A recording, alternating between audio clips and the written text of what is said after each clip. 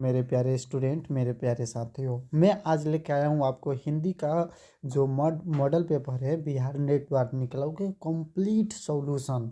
और आपको मैं बता दूं, जहाँ तक कि मुझे भरोसा है मुझे पर, अगर भरोसा आप करें तो, कि जो बोर्ड परीक्षा है इसमें से 100% क्वेश्चन लड़ेगा। या अगर मान लीजिए कि इसमें से अगर 3 घंटे 15 मिनट का ये जो है, इसमें बाबू टोटल क्वेश्चन जो है 106 है। इसमें से ज़रूर 20-25 क्वेश्चन आएंगे, तो आप ज़रूर इसको मिस ना करें, एकदम ज़रूर पढ़े तो पढ़ें। तो चलिए चलते हैं इसका क्वेश्चन पे और आंसर पे, देखते हैं इसके क्वेश्चन का आंसर कौन सा होगा और सही जवाब कौन सा होगा, इसको देखते हैं।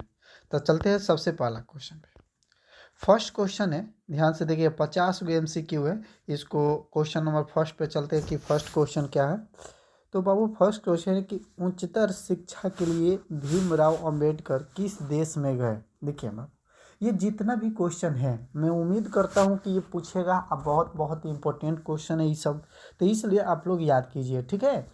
तो उच्च शिक्षा के लिए जो भीमराव अंबेडकर जी गए थे, पता है कहाँ गए थे बाबू? अमेरिका में गए थे वो, ठीक है। ये इंग्लैंड गलत है, जापान गलत है, रूस गलत है। तो कहाँ गए थे मेरे प्यारे स्टूडेंट, मेरे प्यारे साथियों? ये अमेरिका गए थे, ठीक है, याद रखिएगा। अब चलते हैं अगले क्वेश्चन, यानी सेकेंड नंबर क्वेश्चन है। सेकेंड नंबर क्वेश्चन क्या है, इसको देखते हैं। देखो बाबू, सेकेंड नंबर जो क्वेश्चन है, थोड़ा सा इसको ऊपर कर दे। सेकेंड नंबर जो क्वेश्चन है बाबू, कह रहा है कि जाति पाति तोड़क मंडल का वार्षिक सम्मेलन किस वर्ष हुआ था। तो देखो वो याद रखने वाला क्वेश्चन है, बहुत इंपॉर्टेंट है।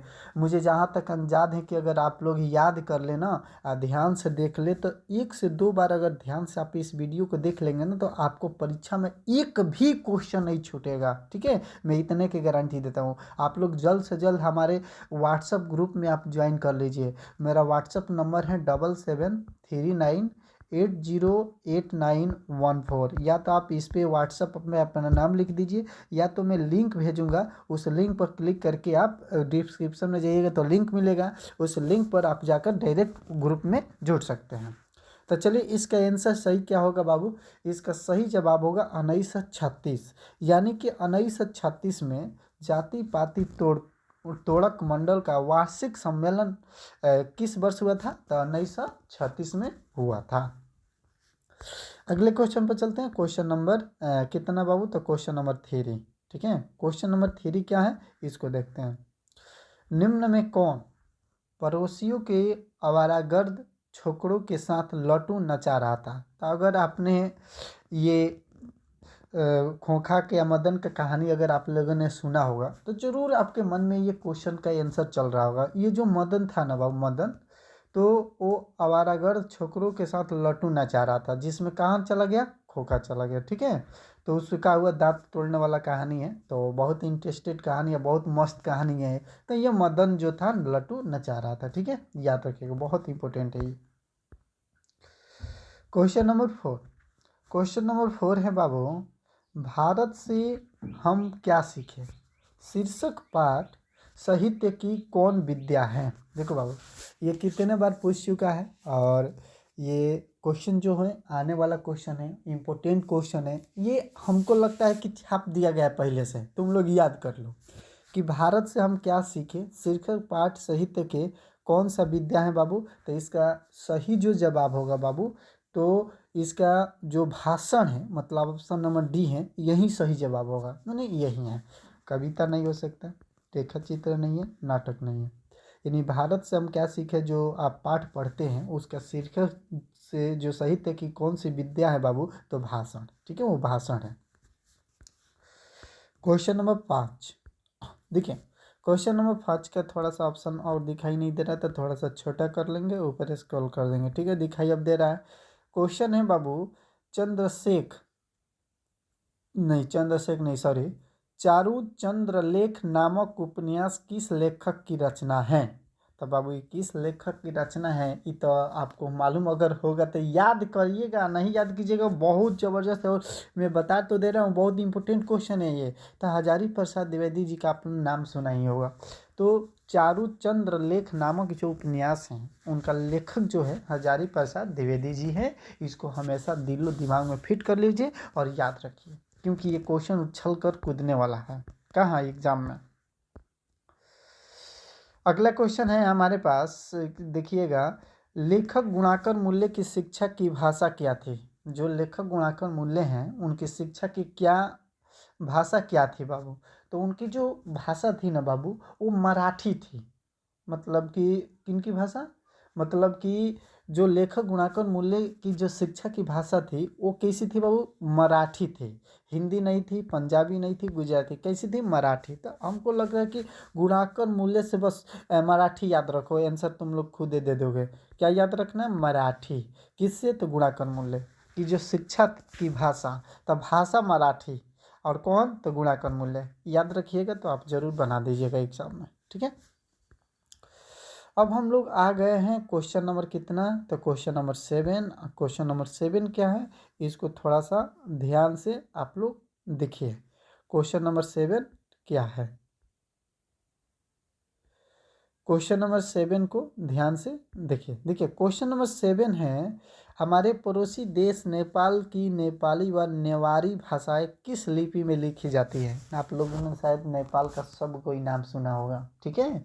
कह रहे कि उसकी भाषाएं किस लिपि में लिखी जाती हैं बाबू? तो तुम याद रखना, दिल में बैठा लेना, देवनागरी लिपि में लिखी जाती है। याद रखना, बहुत इंपॉर्टेंट क्वेश्चन है ये। तो सही जवाब होगा देवनागरी लिपि। ओके मेरे प्यारे स्टूडेंट, मेरे प्यारे बंधुओं, मेरे प्यारे भाइयों एंड बहनों, इसे जरूर याद रखो। ये हमेशा 100% आएगा तो आएगा तो आएगा। चलते अगले क्वेश्चन की तरफ, यानी क्वेश्चन नंबर कितना? तो 8। क्वेश्चन नंबर 8 क्या है, इसको देखो।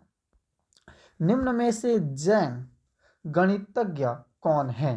क्या बात है, यहाँ पे गणितज्ञ का बात आ गया है। गणितज्ञ, गणितज्ञ, निम्न में कौन जैन गणितज्ञ है? तो बाबू जो इसका जवाब है महर्षि महावीराचार्य। ध्यान से देखिएगा, महावीराचार्य जो जी है ना, ये जैन गणितज्ञ है। कौन गणितज्ञ? जैन। जैन एक धर्म होता है बाबू, उसके गणितज्ञ मैंने उनमें से जैन गणितज्ञ कौन है? तो महावीराचार्य जी है। ये नहीं है, ये नहीं है, ये नहीं है, ये गलत ऑप्शन है। सही है, महावीराचार्य जी ने जैन गणितज्ञ हैं। ओके अगले क्वेश्चन चलते हैं मेरे प्यारे स्टूडेंट, और देखते हैं कि बहुत ही इंपॉर्टेंट और बहुत ही ज़बरदस्त ये क्वेश्चन है कि बहादुर शीर्षक कहानी के लेखक का नाम क्या है? क्या बात है, आपको लगता है कि सबको ये मालूम भी होगा, लेकिन कुछ बच्चे जो पढ़ाई नहीं करते हैं ना, तो मैं तो 100% कह सकता हूँ कि उसको मालूम नहीं होगा, क्योंकि जो पढ़ते नहीं हैं उनको याद किसे होगा। अब मैं तो कहता हूँ कि जो नहीं पढ़ते हैं ना वो भी यहाँ से याद कर लेंगे, इतना का मैं गारंटी देता हूँ। तो जो बहादुर शीर्षक कहानी के जो बाबू लेखक है ना, उनका पता है, अमरकांत नाम है। क्या नाम है बाबू? अमरकांत। देखो ऑप्शन नंबर डी सही जवाब है। तो मैं तो कहूँ कि अगर अमरकांत आपको याद रखना है ना, तो आप आसानी से याद कर सकते कि ये अमरकांत कौन है जी। ये अमरकांत जो है बहुत इम्पोर्टेंट और बहुत अच्छा इंसान है, लेखक बहुत अच्छे हैं ये अमरकांत जी, ठीक है। तो बहादुर वाला कहानी आपको याद होगा, उनका लेखक का नाम याद रखना अमरकांत, ठीक है।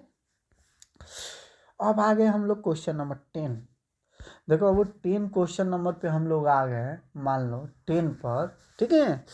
तो ये 10 नंबर जो क्वेश्चन है इसको समझो।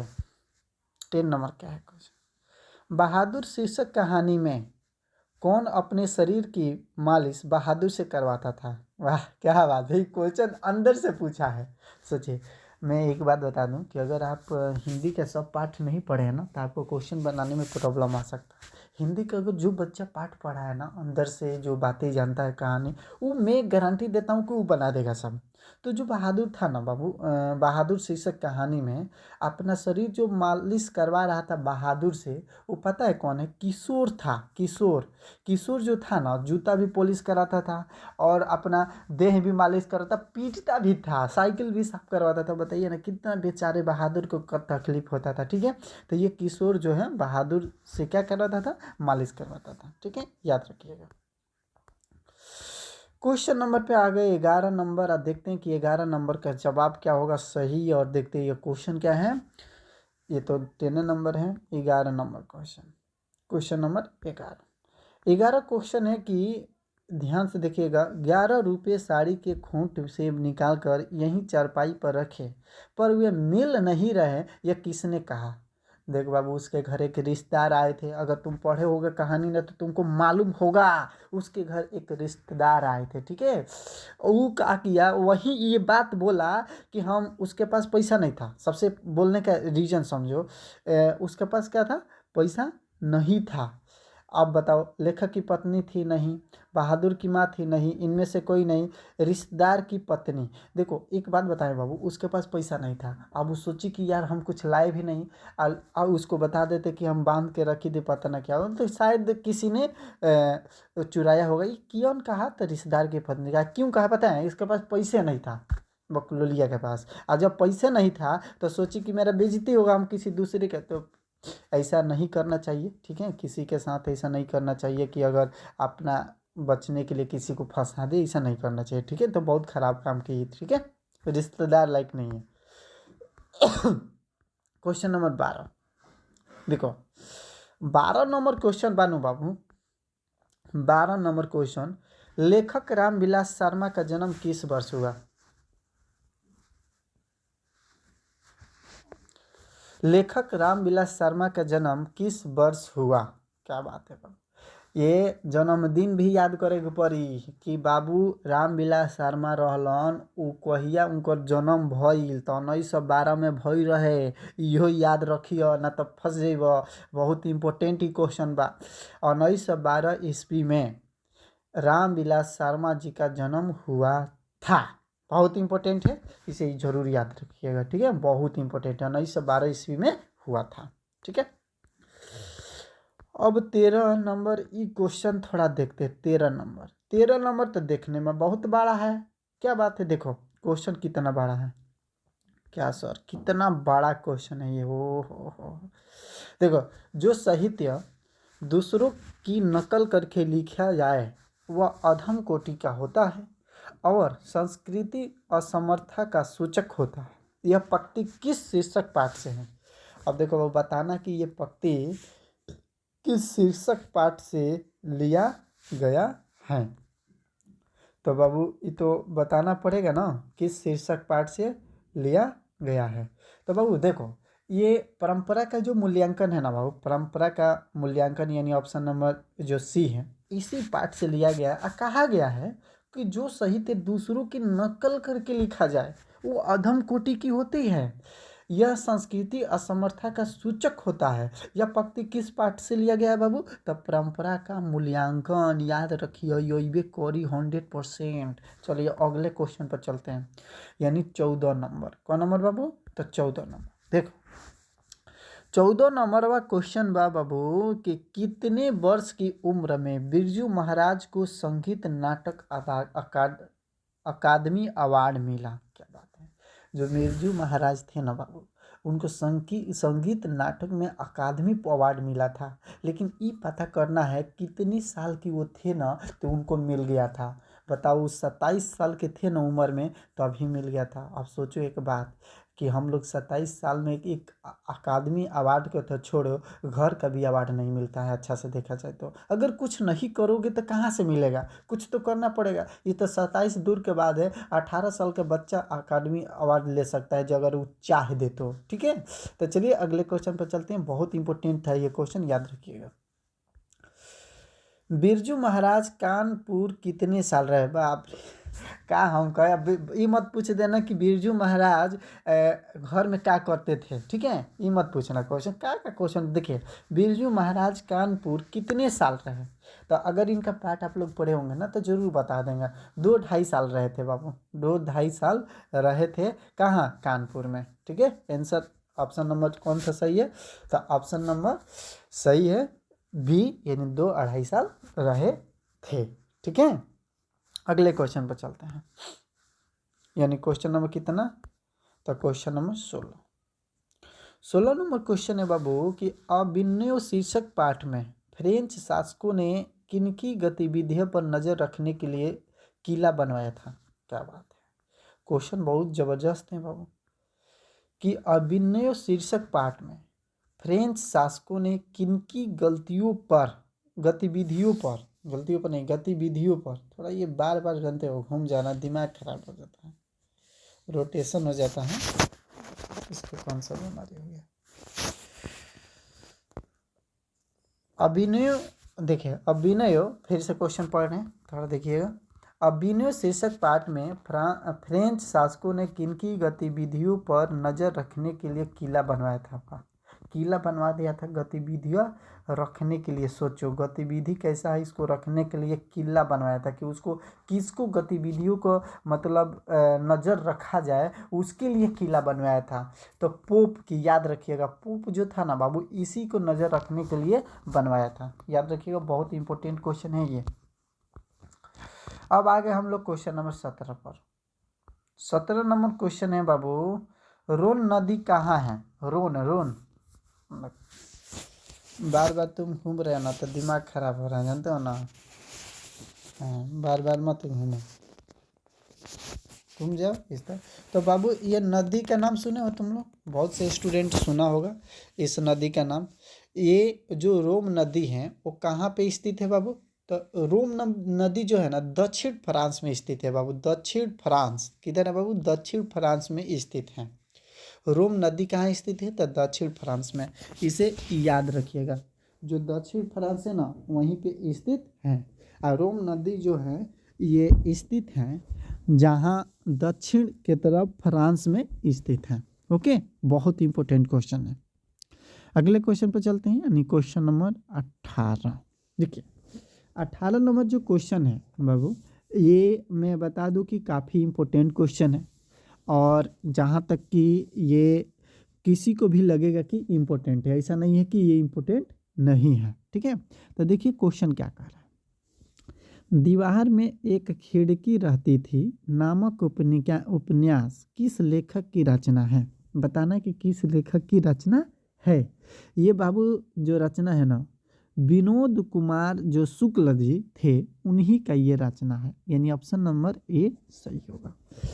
ये किन की रचना थी, दीवार में एक खिड़की रहती थी, ये उपन्यास है, किस लेखक की रचना है, तो विनोद कुमार शुक्ल, ये भी बहुत प्रसिद्ध लेखक है। ठीक है, याद रखिएगा।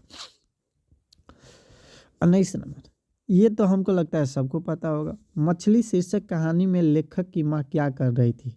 जो लेखक की माँ थी वो क्या कर रही थी, मसाला पीस रही थी। ये जानते हो, हमको भले ज़्यादा दिन हुआ पढ़े हुए, लेकिन ये क्वेश्चन जो है ना, कोई कोई ऐसा ऐसा क्वेश्चन रहता है जो हमेशा दिल में बैठ जाता है। देखो जो मछली शीर्षक कहानी है ना, उसमें उसकी माँ जो है वो मसाला पीस रही थी। ठीक है, तो ये बहुत इंपॉर्टेंट है, याद रखिएगा। 20 नंबर क्वेश्चन है बाबू, सरपट शब्द का अर्थ क्या है। सरपट शब्द का अर्थ क्या है, तो ये बहुत इंपॉर्टेंट है। इसका मतलब होता है तेजी। इसका क्या मतलब होता है बाबू, तेजी।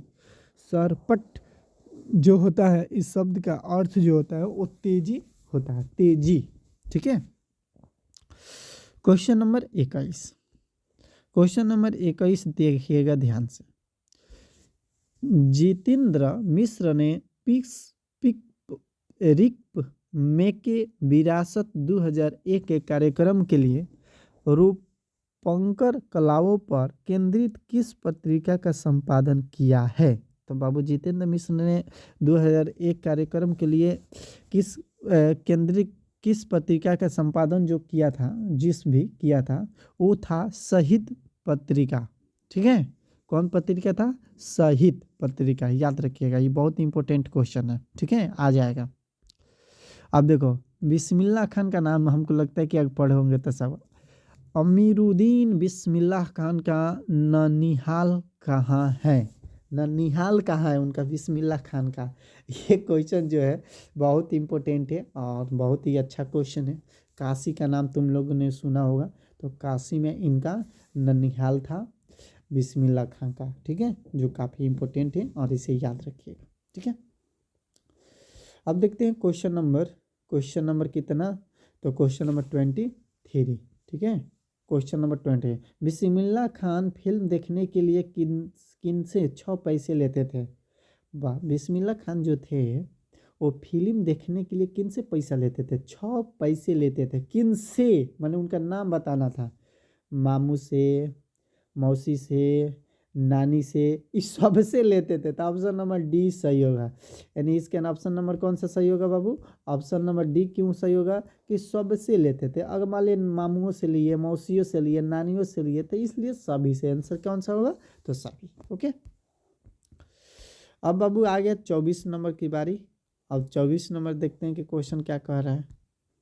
24 नंबर क्वेश्चन है कि हरिजन नामक ऐतिहासिक पुत्र के रचनाकार का नाम क्या था?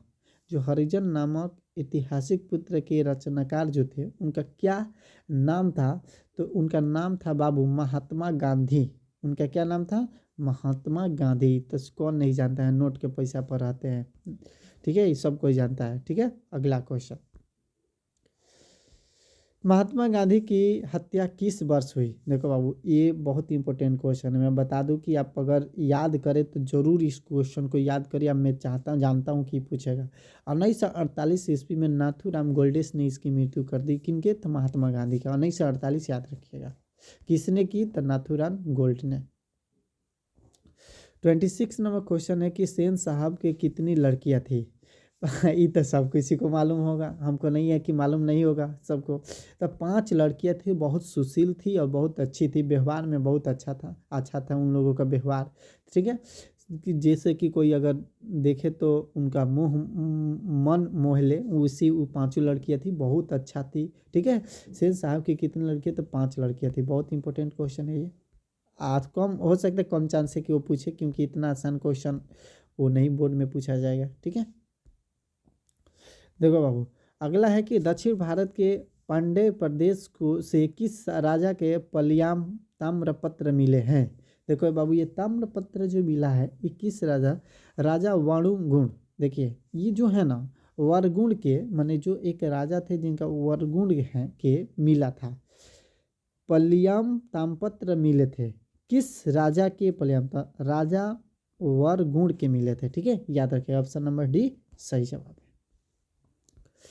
अब क्वेश्चन नंबर 28 है बाबू कि बेतमा दानपत्र किस वर्ष का है? वाह, बेतमा दानपत्र किस वर्ष का है? तो बाबू ये किस वर्ष का है? तो आपको याद रखना चाहिए 1020 माने 1020 ईस्वी का है बेतमा दानपत्र। बहुत पुराना, बहुत ज़्यादा दिन हुआ। ठीक है, याद रखिए, बहुत इंपॉर्टेंट है ये। आप देखो, आ गया व्याकरण। क्या आ गया? व्याकरण। व्याकरण में अगर आप अच्छा से कवरेज नहीं किए तो प्रॉब्लम हो जाएगा, क्योंकि बाबू बुक से काफ़ी कम क्वेश्चन आता है, व्याकरण से ज़्यादा आता है। देखो, थ का उच्चारण स्थान क्या है? बताओ, थ का उच्चारण जो स्थान, बोलो। थ थ तो दंत है। क्या है बाबू? दंत। याद रखिएगा, बहुत इंपॉर्टेंट है। व्यंजन वर्णों की कितनी श्रेणियाँ होती है? मतलब कितनी श्रेणियाँ है व्यंजन? तो बाबू कहने का मतलब है कि अगर इसे याद नहीं कीजिएगा तो प्रॉब्लम हो जाएगा। ठीक है, कितनी श्रेणियाँ हैं व्यंजन वर्णों की? कितनी श्रेणियाँ हैं बाबू? तो 3 श्रेणियाँ हैं। याद रखिएगा, बहुत इंपॉर्टेंट क्वेश्चन है। अगला क्वेश्चन है 31 नंबर क्वेश्चन, जिस स्वर के उच्चारण में 3 गुना समय लगे उसे क्या कहते हैं? प्लुप्त स्वर कहते हैं। देखो, लास्ट में डी नंबर जो ऑप्शन है ये सही है, प्लुप्त स्वर कहा जाता है। ठीक है, बहुत इंपॉर्टेंट क्वेश्चन है, याद रखिएगा। अगला क्वेश्चन है, हिंदी में अनुनासिक वर्णों की संख्या कितनी है? हिंदी में अनुवांशिक वर्णों की संख्या कितनी है बाबू? तो 5 है, यानी ऑप्शन नंबर सी सही है। ठीक है, स्वर संधि के कितने भेद होते हैं? देखो, स्वर संधि के 5 भेद होते हैं। ऑप्शन नंबर बी सही जवाब है। दुष्कर शब्द का संधि विच्छेद होगा दु प्लस कर, यानी ऑप्शन नंबर सी सही जवाब होगा। ठीक है, अगले क्वेश्चन, एक थोड़ा सा ये छोटा छोटा क्वेश्चन है, इसलिए ज़्यादा टाइम देने से कोई फायदा नहीं है। दु प्लस कर दुष्कर। अगला क्वेश्चन है, य र ल व कौन व्यंजन कहलाते हैं? अंतः स्वस्थ व्यंजन। देखो, ये कौन सा व्यंजन कहलाते हैं? अंतस्थ व्यंजन कहलाते हैं। ठीक है, यानी ऑप्शन नंबर डी सही जवाब है। निम्न में से शुद्ध शब्द कौन है? बताओ बाबू, यही में के शुद्ध कौन बा? शुद्ध माने जाना ना, बहुत अच्छा। यानी कि शुद्ध, घनिष्ठ एक ऐसा शब्द है ये जो शुद्ध शब्द है, घनिष्ठ। ठीक है। मनुज शब्द, देखिए क्वेश्चन नंबर 37, मनुज शब्द में उपसर्ग क्या है? मनुज जो शब्द है उसमें उपसर्ग क्या है बाबू? तो बताना, इसमें उपसर्ग जो है ना वो क्या है? तो म है। मनुज में म है जो उपसर्ग है। ठीक है, याद रखिएगा, बहुत इंपॉर्टेंट है ये क्वेश्चन जो है। निम्न चिन्ह प्रश्नवाचक चिन्ह कौन है? इनमें से बाबू प्रश्नवाचक चिन्ह कौन बा? तो आप लोग सबको पता होगा कि ये प्रश्नवाचक चिन्ह है। ठीक है, याद रखिएगा, ऑप्शन नंबर ये सब किसी को मालूम है। ये देखिए, संज्ञा के कितने भेद होते हैं? संज्ञा के कितने भेद होते हैं? तो संज्ञा के बाबू, संज्ञा मतलब नाउन होता है ना, संज्ञा 5 गो भेद होता है बाबू, 5। संज्ञा के 5 भेद होते हैं। ठीक है। आर्यवर्त शब्द कौन संज्ञा है? आर्यवर्त शब्द में माने कौन सा संज्ञा है? तो बाबू इसमें जो संज्ञा है व्यक्तिवाचक, इसमें क्या है? व्यक्तिवाचक संज्ञा है। ठीक है।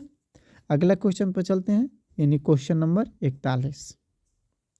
41 है कि शब्द की जाति को क्या कहते हैं? देखो बाबू, शब्द की जो जाति है ना उसे क्या कहते हैं बताना है। तो जो शब्द की जाति है 41 नंबर क्वेश्चन का, यानी इसको बोलते हैं समास। क्या बोलते हैं बाबू? समास। यानी शब्द की जो जाति होती है उसको समास कहते हैं। अगला क्वेश्चन है कि शक्ति शब्द कौन लिंग है? लिंग है सब, शक्ति जो शब्द है कौन लिंग है बताना है। तब बाबू ये स्त्रीलिंग है। ठीक है, शक्ति याद रखिए, पुल्लिंग नहीं है, स्त्रीलिंग है। ये देखिए क्वेश्चन, जिस विकारी शब्द से एक पदार्थ या एक व्यक्ति का बोध होता है उसे कहते हैं, उसे क्या कहते हैं बाबू पता है? उसे क्या कहते हैं? जिससे एक व्यक्ति या एक पदार्थ या एक व्यक्ति का जो बोध होता है उसे एक वचन कहते हैं। इसको सबको मालूम होना चाहिए। क्वेश्चन बहुत इजी क्वेश्चन है। ठीक है। कारक के कितने भेद होते हैं? देखिए इतना आसान आसान पूछेगा ना बाबू कि तुम लोग बता सकते हो। 8 गो भेद होता है। कारक के कितने भेद? तो 8 गो भेद होता है।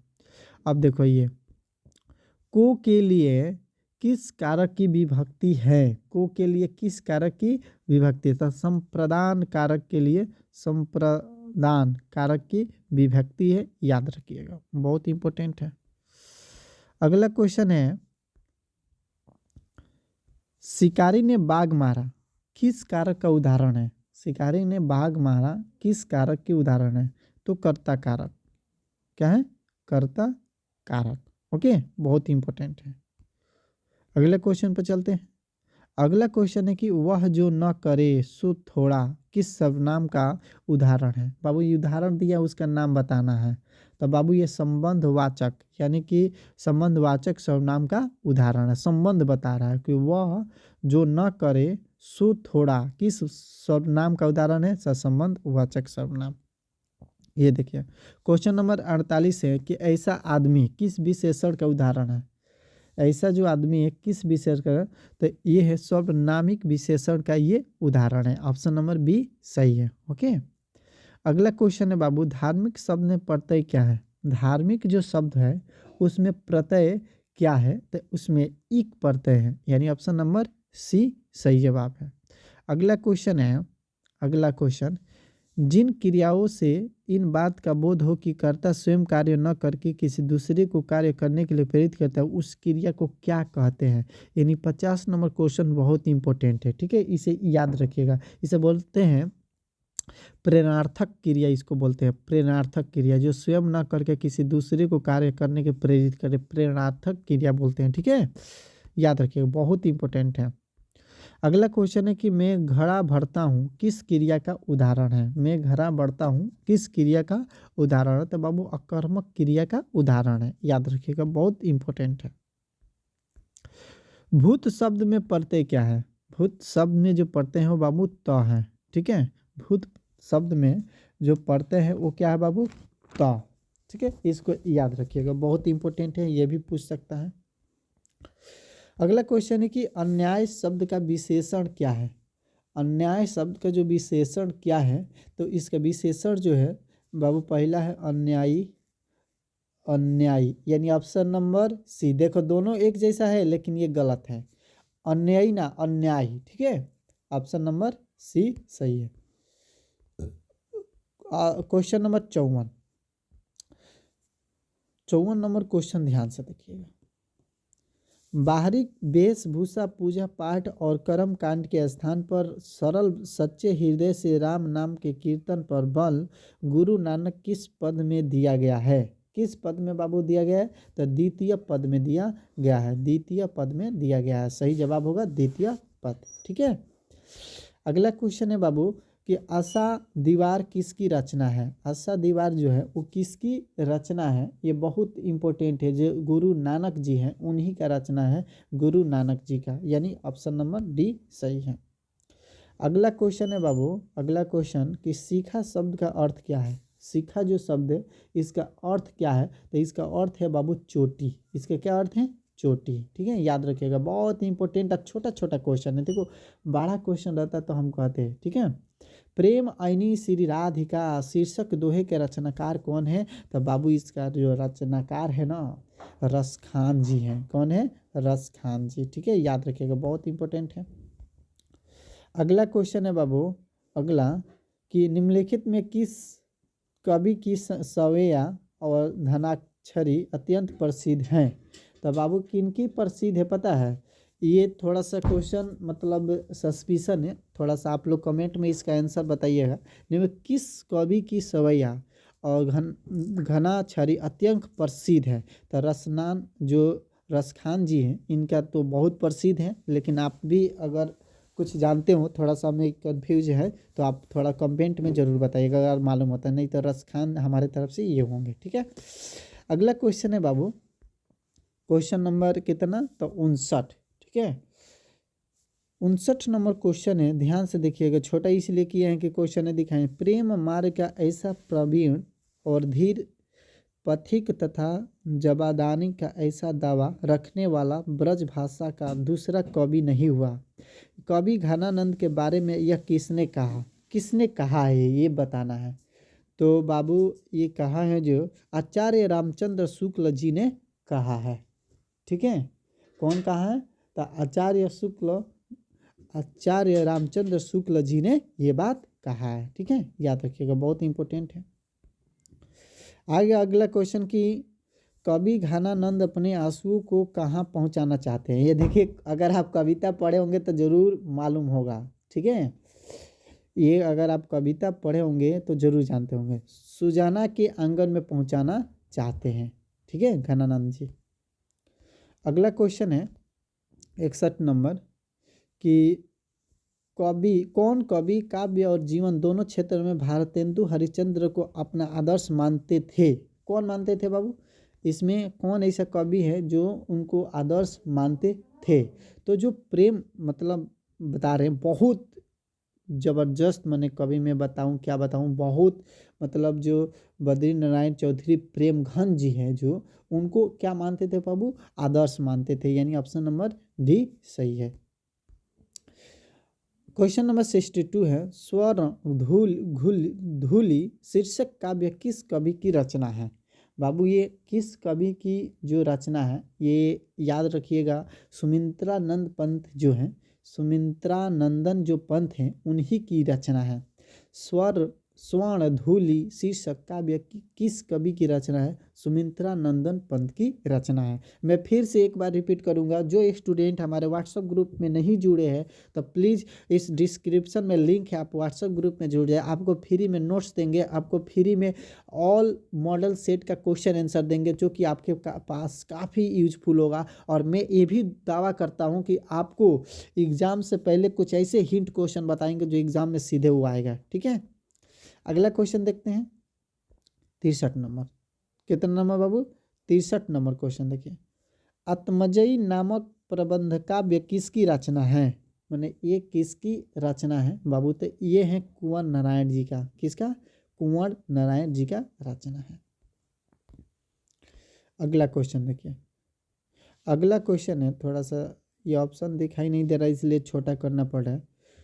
दो राह समय के रथ का घर घर, नाद सुनो सिंहासन खाली करो कि जनता आती है। यह पंक्ति किस शीर्षक कविता की है? बताना है कि किस कविता की शीर्षक है। ठीक है, तो ये है बाबू, थोड़ा सा इसे एथी कीजिएगा। जनतंत्र के जन्म से लिया गया है। कहाँ से लिया गया है? जनतंत्र का जन्म से। ठीक है, याद रखिएगा।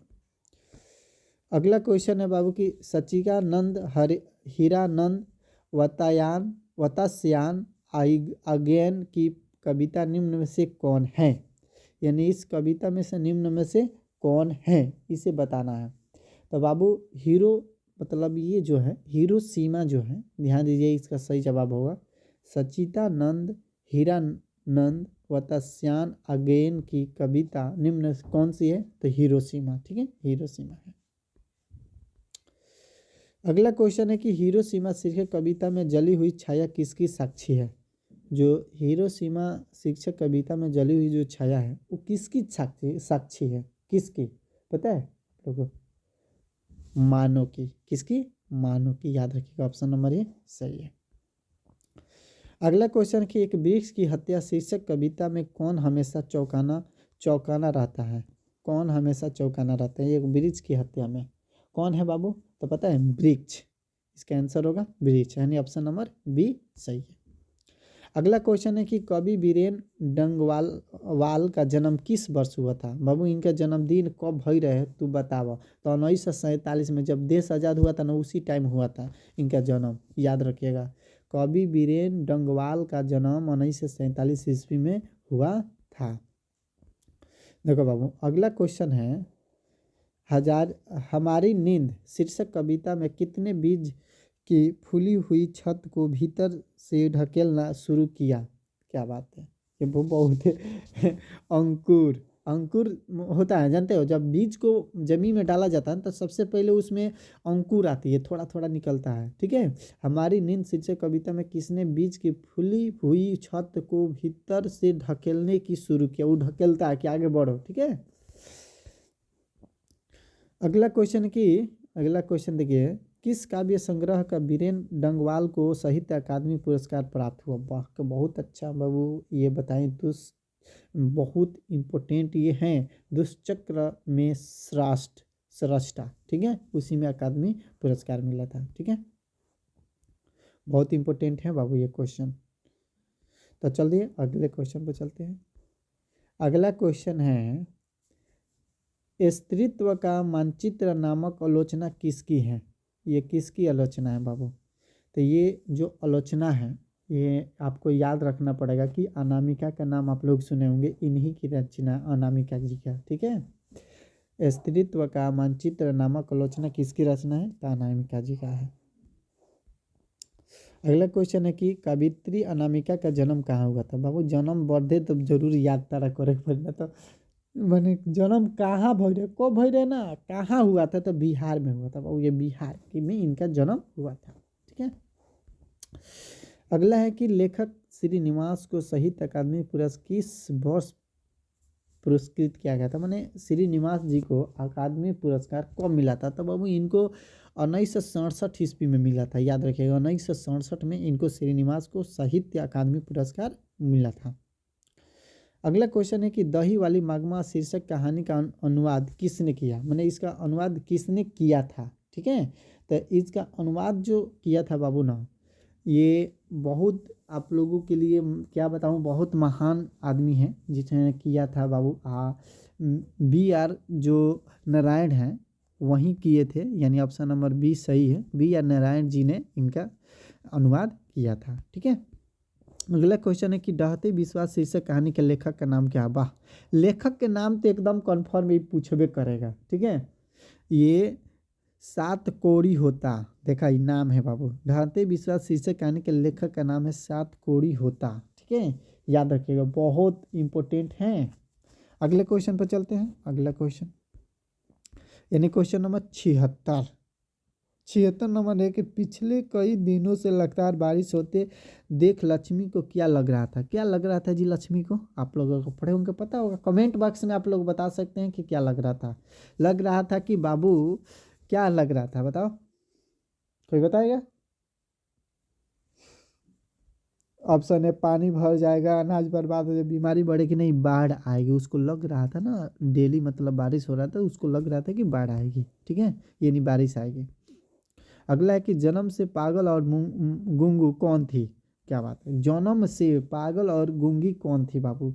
तो मंगू जो थी ना, जन्म से पागल और क्या थी? गूंगी थी, बोल नहीं रही थी, ठीक है। अगला, मंगू के अलावा माँ को कितनी संतानें थी? माने जो मंगू थी उसके अलावा उसके 3 गो संतान थी, ठीक है, तीन तीन संतान थे। अगला क्वेश्चन है बाबू 79, नगर शिक्षक कहानी के लेखक का नाम क्या है? वाह, लेखक का नाम तो एकदम तुम लोग ना लिख के रख लो कि लेखक का नाम सब याद करना पड़ेगा। सुजाता, बहुत इंपॉर्टेंट है, सुजाता थी, ठीक है। वर्लियम्मा की बेटी का क्या नाम था? वाह, क्या क्वेश्चन है बाबा, इसकी बेटी का नाम, अब इसकी माँ का नाम सब पूछना, ठीक है। पपाती, इसका नाम था पपाती, माने वल्लियम्मा की बेटी का नाम था पपाती, ठीक है। अगला क्वेश्चन चलते हैं 81 नंबर। देखो 81 नंबर क्वेश्चन है, निम्न शुद्ध वाक्य क्या है? बाबू वाक्य बताना है, वाक्य समझते हो ना, वाक्य बताना है, कौन शुद्ध है? खबर सुनकर मैं विस्मय हो गया, तुम्हें मेरी प्रतीक्षा देखनी चाहिए थी, यह यहाँ आप अपने हस्ताक्षर कर दीजिए, इस चिट्ठी में जो भी कहा है झूठ है। तो मतलब इसमें क्या सही लग रहा है? तो मुझे तो ये फर्स्ट वाला सही है, खबर सुनकर मैं विस्मय हो गया, यानी ये शुद्ध वाक्य है, ठीक है। अगला क्वेश्चन चलते हैं। दुख दुख दुख शब्द का परिवाची शब्द क्या है? बाबू दुख के मतलब तो खुशी होला, सबके मालूम हुई। एक पीड़ा, पीड़ा माने दर्द होला, देखो खुशी के उल्टा होला दर्द, माने दुख। दुखी के दुख माने इसको और परिवाची शब्द में और इसका नाम कह सकते हैं, उल्टा नहीं बोलना है, जैसे कि दुख को पीड़ा कह सकते हैं, बहुत पीड़ा है इसको, बहुत दुख दर्द है, इस तरह कर सकते हैं, ठीक है। आप हमारे व्हाट्सअप ग्रुप में जुड़ने के लिए डिस्क्रिप्शन में व्हाट्सअप लिंक दिए हैं, जिससे आप जुड़ सकते हैं, ठीक है। फ्री में नोट्स मिलेगा और बहुत सी आपसे सुविधाएं, 10th क्लास के ऑल सब्जेक्ट का मैं ऐसा चीज़ दूंगा जो एग्जाम में आपका 19%, मैं इतना की गारंटी देता हूँ 90% के आगे नंबर आएगा आपका, अगर मेरे एक साथ एक महीने अगर काम कर देते हैं, मेहनत कर देते हैं, तो मैं आपका वादा, मुझे आपसे बस इतना उम्मीद है कि लाइक कर दीजिए, सब्सक्राइब कर दीजिए, अपने दोस्तों के पास भेज दीजिए, बस मेरे लिए आप इतना कर दीजिए, अपने दोस्तों के लिए इतना कर दीजिए, उसके पास भेज दीजिए, ठीक है। चले भेज दीजिए, वो पढ़े या ना पढ़े आपकी उसकी मर्जी, ठीक है। अगला है, आकाश शब्द का विलोम क्या है? जो आकाश शब्द है उसका विलोम है पताल, ठीक है। अगला क्वेश्चन है, किसके माता पिता न हो, जिसके माता पिता न हो के लिए एक शब्द क्या है? माने उसके लिए एक शब्द क्या है? तो बाबू देखो, उसके लिए एक शब्द जो अगर हम कहें ना, तो ये आप लोग, हमको लगता है कि आप लोगों को मालूम भी होगा, ठीक है। मतलब आप लोगों को पहले से ये जानते भी होंगे कि एक शब्द में उसको क्या कह सकते हैं हम, उसको अनाथ बोला जाता है बाबू, अनाथ माने इसका जिसका कोई नहीं हो, ठीक है, अनाथ बोला जाता है। अगला क्वेश्चन है बाबू, दूध का दूध, पानी का पानी, लोकोविक्त का अर्थ क्या है बाबू? इसका पानी, इसका मतलब है ना, दूध का दूध अब पानी का पानी हो जाएगा। देखो कहीं पे झगड़ा होता है ना, तो चलो दूध का दूध अब पानी का पानी हो जाता है। आज देखते हैं कि मतलब इसका मतलब होता है न्याय करना, माने सही क्या है वो बताना, ठीक है बाबू, ये मुहावरा है, याद रखना। सेना नायक शब्द कौन समास है? बाबू बताओ इसमें कौन सा समास है, ये बताना है। तो तत्पुरुष समास है। कौन समास है? तत्पुरुष समास, याद रखना, बहुत इंपॉर्टेंट है। आंखें खोलना मुहावरे का अर्थ क्या है बाबू? इस मुहावरे का क्या मतलब है, आंखें खुलना? ध्यान से देखना, आंखें खुलना मुहावरे का क्या अर्थ है, बताइए, दिमाग लगाइए। सजग, सजग होना, अपनी बड़ाई आप करना, बुरा लगना, घमंड। बाबू सजग होना माने सचेत होना, इसको बोला जाता है, आंखें खुलना, सचेत रहिए, ठीक है। अगला क्वेश्चन है, वह कल घर आएगा। देखिए वह कल घर आएगा, बाबू ये कल घर आएगा, इसमें जो है मतलब कि क्या, मतलब किस काल का उदाहरण है? अगर पूछा जाए किस काल, तो भविष्यत काल का उदाहरण। देखो बाबू, कल घर आएगा, भविष्य माने अभी आने वाला है, ठीक है, भविष्यत काल। आया है माने को वर्तमान काल, आया था माने भूतकाल। ठीक है, याद रखिए, बहुत कॉमन क्वेश्चन है, दिमाग वाला लगाने वाला। पगड़ी शब्द क्या है? देखो पगड़ी, जो पगड़ी जो शब्द है वो क्या है? देशज है, देशज। ठीक है, याद रखिए देशज। 90 नंबर। पर्वत शब्द, पर्वत शब्द का विशेषण क्या है? पर्वत शब्द का जो है विशेषण क्या है? पर्वतीय। क्या है बाबू? पर्वतीय। ठीक है, याद रखिएगा, बहुत इंपॉर्टेंट है। अगला है पुत्रवान शब्द। थोड़ा शब्द दिखाई नहीं दे रहा है तो थोड़ा सा और वर्ड कर लेंगे। पुत्रवान शब्द का स्त्रीलिंग रूप क्या होगा? माने इसका स्त्रीलिंग रूप क्या होगा? पुत्रवती, यानी ऑप्शन नंबर डी सही होगा।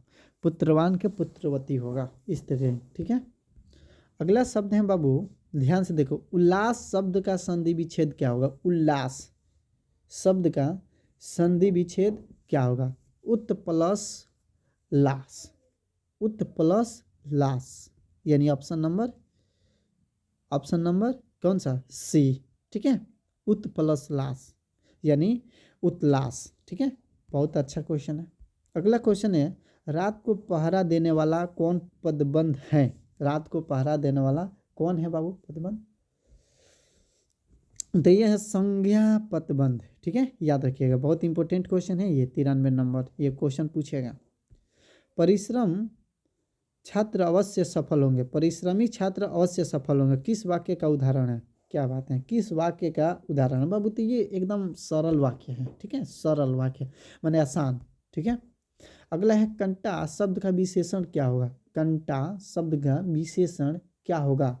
तो इसका होगा कंटीला। क्या होगा बाबू? कंटीला। ओके, अगला है सजावट शब्द में प्रत्यय क्या है? सजावट जो है इसमें प्रत्यय मतलब क्या बोलते हैं बाबू इसको? सजावट में प्रत्यय कौन है? सजावट, ट जावट, वट, सजावट, आवट। क्या होगा बाबू? ये तो हमारे अकॉर्डिंग होना चाहिए ट, लेकिन आप अगर कमेंट में आप जानते हो तो बताइएगा। थोड़ा सा इस क्वेश्चन में हमको सस्पिशन है। ठीक है, अगर आपको मालूम हो तो कमेंट में जरूर बताइए। लगता है कि ट होगा क्योंकि प्रत्यय लास्ट में लगता है। ट, आवट। ठीक है, वट, वट नहीं होगा। चलिए अगला क्वेश्चन है, सुसंगीत शब्द का विलोम क्या होगा? सुसंगीत शब्द का विलोम क्या होगा? तो 97 ये जो बाबू है इसका जो मतलब थोड़ा सा क्या था इसके पहले क्वेश्चन में, यानी आवट, इसका ट नहीं होगा बाबू। देखो इसका सही जवाब होना चाहिए आवट। ठीक है, इसका आवट सही होगा। ठीक है, यानी सजावट शब्द में प्रत्यय जो है आवट है, ये ट नहीं होगा, गलत है। ठीक है, ये भी गलत है, ये भी गलत है, आवट होगा। ओके, अगला क्वेश्चन है बाबू, सुसंगीत शब्द का विलोम क्या होगा? तो सुसंगीत का इसका विलोम का मतलब होता है उल्टा, उल्टा। इसका मतलब होगा कुसंगीत। सुसंगीत का मतलब कुसंगीत। ओके, उल्टा। अगला है महात्मा शब्द का समास है। जो महात्मा शब्द है इसका समास है, माने कौन सा समास? कौन समास है बाबू? तो ये पता है, कर्मधारय समास है। कौन है? कर्मधारय समास, याद रखिएगा। 99 नंबर क्वेश्चन है, उद्गम शब्द का संधि विच्छेद क्या होगा? उद्गम, तो इसका होगा बाबू उत प्लस गम। क्या होगा? उत प्लस गम, उद्गम। ठीक है, उत प्लस गम, उद्गम, यानी ऑप्शन नंबर बी सही होगा। 100 नंबर क्वेश्चन है, भ का उच्चारण स्थान क्या होगा बाबू? भ का उच्चारण स्थान क्या होगा? ओस्ट होगा, ओस्ट, ओट। ठीक है, अब देखो मैं बता दूं कि ये सब्जेक्टिव क्वेश्चन का भी मैं आंसर कराने वाला हूं, तो आप हमारे सब्सक्राइब कर लीजिए मेरे चैनल को, क्योंकि जब इसका कराऊंगा तो आपको दिखाई देगा, नोटिफिकेशन चला जाएगा, जिससे आप आसानी से पढ़ सकते हैं। मैं बता दूं कि आपको ऑल सब्जेक्ट का 100% एक महीना में आप तैयारी कर सकते हैं। एक महीने में, मंथ में, एक महीने में आप 100% तैयारी करेंगे क्लास 10 का। और जो कि आप लाएंगे, जानते हैं कितना नंबर? तो आप लाएंगे बाबू 90% प्लस नंबर में, इसका गारंटी देता हूँ। एक महीने जुड़ जाइए मेरे से और ये जरूर पढ़िए। ठीक है, चलिए फिर मिलते हैं आपसे।